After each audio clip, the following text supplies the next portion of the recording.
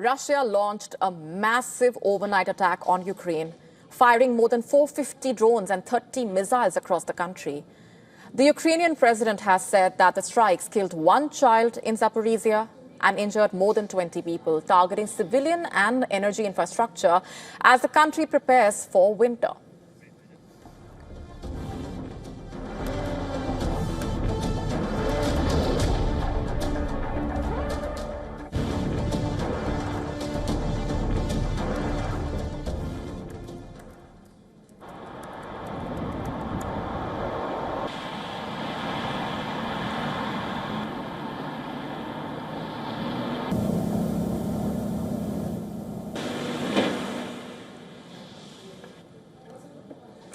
And residents in Kyiv and other parts reported blackouts, damage to residential buildings and fires.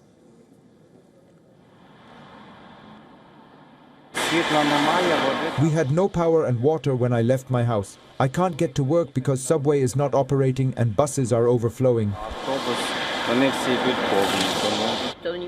We didn't sleep at all tonight. From 2:30 there was so much noise. By 3:30 we had no electricity, no gas, no water, nothing. 7-year-old Ukrainian boy killed in the Russian strike was the son of a former prisoner of war, now badly injured.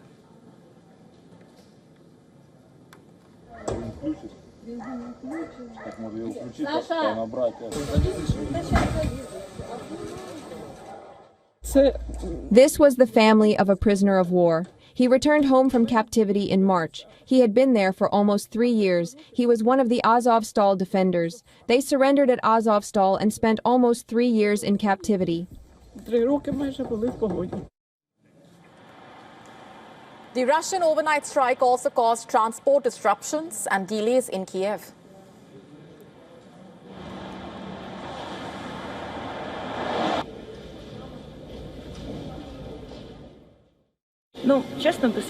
To be honest, there is no power and I am not in a good mood. But I have faith that everything will be fine. There is no coverage, no water, nothing. But we are Ukrainians. We are the strongest nation and we will keep living our best life despite everything.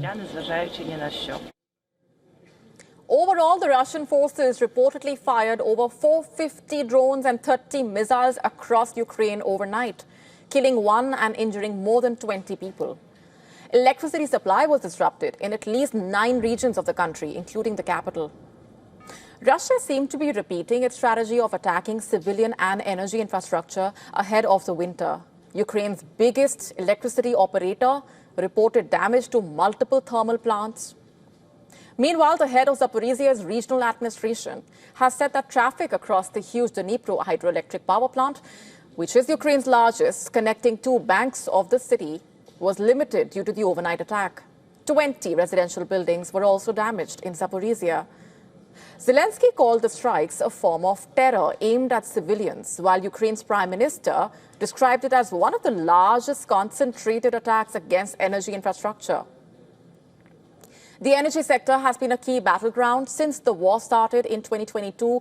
Each year since then, Russia has tried to cripple the Ukrainian power grid before the bitter winter season, hoping to erode public morale.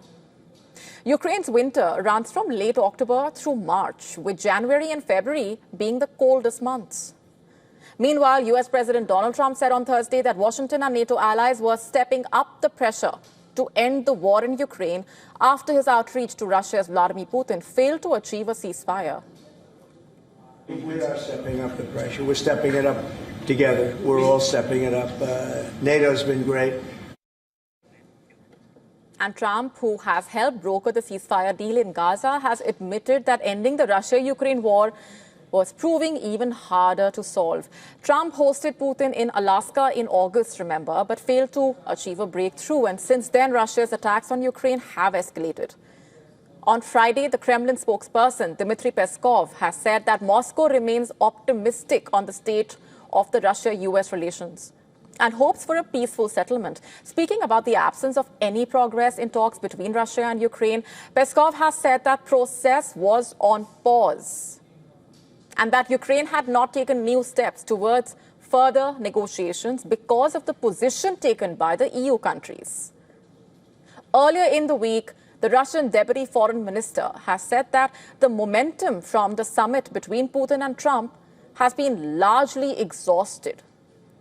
But the Kremlin aide, Yuri Ushakov, denied on Thursday that efforts by Russia and America to end the war were still alive. To stay up to speed with the latest news, download the WION app and subscribe to our YouTube channel.